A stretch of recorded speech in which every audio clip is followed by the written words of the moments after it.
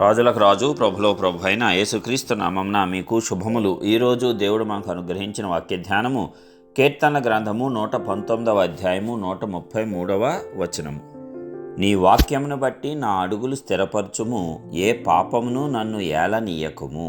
ప్రియులారా, ఈ వాక్య ధ్యానమును మనం పరిశీలించినప్పుడు వాక్యమును బట్టి మన అడుగులు స్థిరపరచాలి, ఏ పాపాన్ని మనలను ఏలనీయకము అని చెప్పి భక్తుడు ఎంత చక్కగా తనను తాను భద్రపరుచుకుంటూ ఉన్నాడు. ప్రతి ఒక్కరికి వ్యక్తిగతంగా విశ్వాస జీవితంలో ఈ ప్రార్థన అవసరమే. ఎందుకంటే వాక్యంను అనుసరించే మన యొక్క నడత ఉన్నప్పుడు మన ప్రవర్తన అంతటి మీద ఆయన అధికారానికి మనం ఒప్పుకున్నట్లే. ఎప్పుడైతే మన ప్రవర్తన అంతా కూడా వాక్యానుసారంగా ఉంటుందో లోక ప్రకారము ఎలాంటి దుర్నీతిలోనూ మనం పడిపోకుండా కాపాడబడతాము. వాక్యం మనలను రక్షిస్తుంది. వాక్యం అంటే ఎవరు? దేవుడే.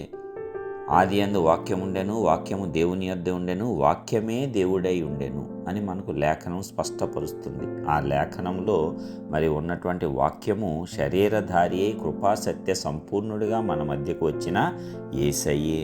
కాబట్టి ఆయన యొక్క మార్గంలో మనము నడుచుకున్నట్లయితే, మన అడుగులు స్థిరపరచుకున్నట్లయితే ఏ పాపము మనలను ఏలకుండా మనము భద్రపరచబడతాము. అందుకే దేవుడిని ఇలాంటి ప్రార్థన ఈ భక్తుడు అడిగాడు. మరి మనమైతే మనకి ఏమి కావాలి అనేటువంటివన్నీ ఏకరువు పెట్టి భౌతికంగా కావలసిన వాటన్నిటినీ ప్రార్థనలో అడుగుతాం. మంచిదే, అది అవసరమే. అయితే మొదట నా రాజ్యమును నీతిని వెదకండి, అప్పుడు అవన్నీ మీకు అనుగ్రహింపబడినని ప్రభువు సెలవిచ్చాడు కదా. భౌతికంగా కూడా ఏ లోటు మనకు రానివ్వకుండా ఆయన కాపాడుతాడు. అంతేగాని కేవలము భౌతిక సంబంధమైన అవసరాల నిమిత్తమే మన ప్రార్థన ఉండకూడదు. ముఖ్యమైనటువంటి అంశాలు అనేకం ఉన్నాయి. దానిలో ఇది అత్యంత ప్రాముఖ్యమైనది. వాక్యమును బట్టి మన అడుగులు స్థిరపరచుకోవటము, ఆ స్థిరపరచబడినటువంటి మార్గంలో ప్రయాణించేటప్పుడు ఏ పాపము మనలను ముట్టకుండా భద్రపరచుకోవటం, ఇది చాలా ప్రాముఖ్యం. ఎందుకంటే అపవాది నీవు క్రీస్తుని అంగీకరించి విశ్వాసంలో నడుస్తూ ఉన్నప్పుడు ఏదో రీతిగా నిన్ను పడవేయాలి అని చూస్తూనే ఉంటాడు. మరి అక్కడ మనం విశ్వాసాన్ని కాపాడుకోవాలి, దేవుని వాక్యాన్ని హృదయంలో భద్రపరచుకోవాలి. అప్పుడు మాత్రమే ఆ పాపంతో మనము పోరాడి జయించగలుగుతాం. లేకపోతే ఆ పాపమే మనలను ఏలుతుంది అంట. మరి అందుకే అంటాడు, కయీను హేబేలు విషయంలో నీవు సత్క్రియ చేసిన ఎడల నీ తల ఎత్తుకొనవా, సత్క్రియ చేయని ఎడల వాకిట పాపము పొంచియుండును, నీకు దాని మీద వాంఛ కలుగుతుంది, అది నిన్ను ఏలును.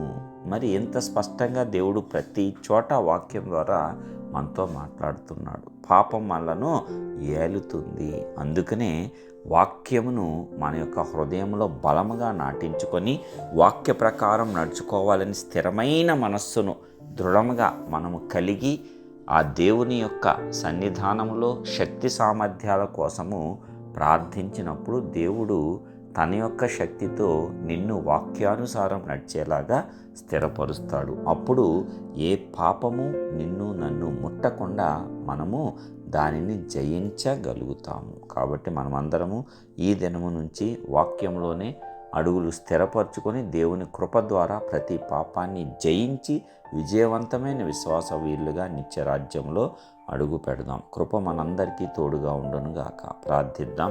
మహోన్నతుడా, గొప్ప దేవ, వాక్యమై ఉన్నటువంటి తండ్రి, మీ ఘనమైన నామానికి వందనాలు. అవునయ్యా, నీవు ఇచ్చినటువంటి వాక్యము మా కన్నులకు దీపము, మా పాదములకు త్రోవ చూపునదై ఉన్నది. కాబట్టి ఆ వాక్యమును బట్టే మా యొక్క అడుగులు, మా నడకలు, మా నడతలు, మా ప్రవర్తన అంతా కూడా మరి మేము స్థిరపరచుకున్నప్పుడు నీ యొక్క కృపతో, నీ సామర్థ్యంతో వాక్యానుసారం ప్రతి విషయంలోనూ మేము నడుచుకున్నప్పుడు ఏ పాపము కూడా మమ్మల్ని ఏలకుండా, పాపము మమ్మల్ని జయించకుండా మేము భద్రపరచబడతాం. ఎందుకంటే పాపపు లోకంలోనే మేము ఉన్నాము కాబట్టి ప్రతిరోజు భద్రపరచుకొనుట అనేది మాకు ఎంతో ప్రాముఖ్యమైనది. ముఖ్యంగా నీ బిడ్డలుగా మేమందరము, నీ విశ్వాసులుగా మేమందరము నీ వాక్యమును బట్టి మా అడుగులు స్థిరపరచుకొని ఏ పాపము మమ్మల్ని ఏలనీయకుండా నీ సామర్థ్యంతో మేమందరము దానిని జయించేటువంటి కృపనిచ్చి ఆశీర్వదించండి.